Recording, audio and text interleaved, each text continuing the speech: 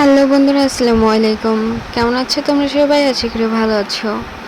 আজকে আমি তোমাদের সাথে শেয়ার করব তেলাপিয়া মাছ ভুনা, আর এটা রান্না করতেছি গরুর ফ্যাপসা। অনেকে আছে ফ্যাপসাটা খেতে কিন্তু খুবই খুবই ভালোবাসে, কিন্তু আমি ভালোবাসি না। বাসায় আমার হাজব্যান্ড একাই পছন্দ করে, এই জন্য আমি অল্পই রান্না করতেছি। একা খাবে এই জন্য অল্প একটু রান্না করতেছি। আমি এটা পছন্দ করি না। তো সবাই যদি খেতাম তাহলে কিন্তু বেশি রান্না করতাম। একা যখন খাবে এটা তো তাইলে ফালান যাবে, এই জন্য আমি অল্প স্বল্প করে রান্না করতেছি। যাই হোক, এটা রান্নাবান্না শেষ, কেমন হয়েছে বলবেন। আর সাথে এটা হচ্ছে তেলাপিয়া মাছ। এই তেলাপিয়া মাছটা কেটে নিয়েছি সব।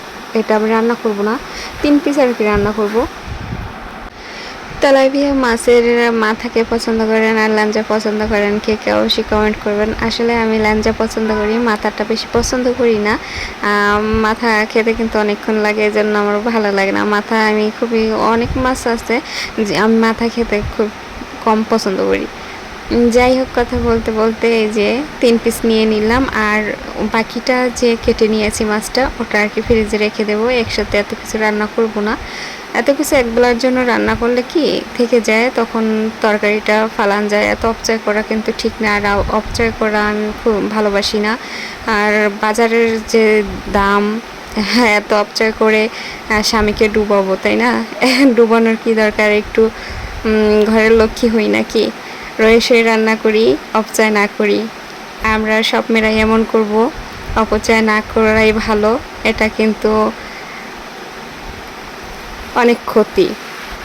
যাই হোক, হলুদ মেখে আমি এখন এটা তেলে ভেজে নিচ্ছি 3 পিস। এভাবে যদি ভেজে একদম ভুনা ভুনা করে আমার কাছে খেতে খুব ভালো লাগে। আমার মতো কে কে আছেন এভাবে ভুনা খেতে ভালোবাসেন? আমি কিন্তু ভুনা খেতে ভালোবাসি। আর তেলাপিয়া মাছ দিয়ে তরকারি রান্না আমার কাছে খুব ভালো লাগে।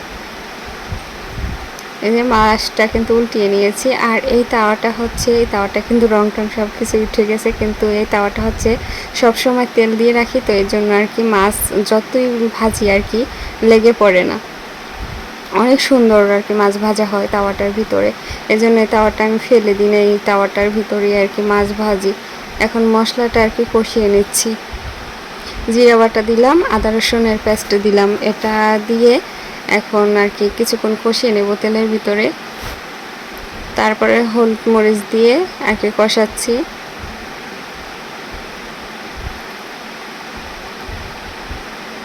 একটু ভালোভাবে কষিয়ে নেব, কারণ বেশি যদি না কষাই তাহলে এই আদা রসুনের পেস্টের গন্ধ আসবে, তখন কিন্তু খেতে আবার অন্যরকম লাগবে, ভালো লাগবে না। এই জন্য একটু ভালোভাবে কষিয়ে নিচ্ছি।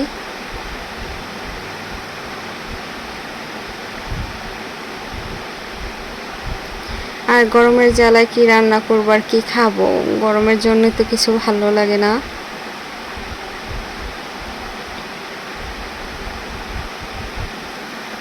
কষানো কিন্তু হয়ে গেছে, তেলটা উপরে চলে আসছে। এখন আমি পানি দিয়ে দিলাম।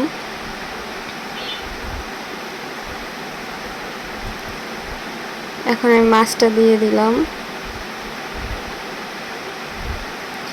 এখন মিডিয়াম মতন পানি দিব।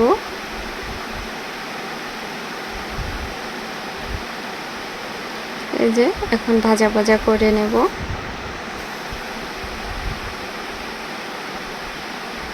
এই যে বন্ধুরা, আজকের রেসিপিগুলো কেমন হয়েছে অবশ্যই সবাই কমেন্ট করবেন, কমেন্টে বলবেন যে কেমন হয়েছে। আর আমার রেসিপিগুলো যদি ভালো হয়ে থাকে, আপনারা কি ভিডিও দেখতে চান অবশ্যই কমেন্ট করবেন।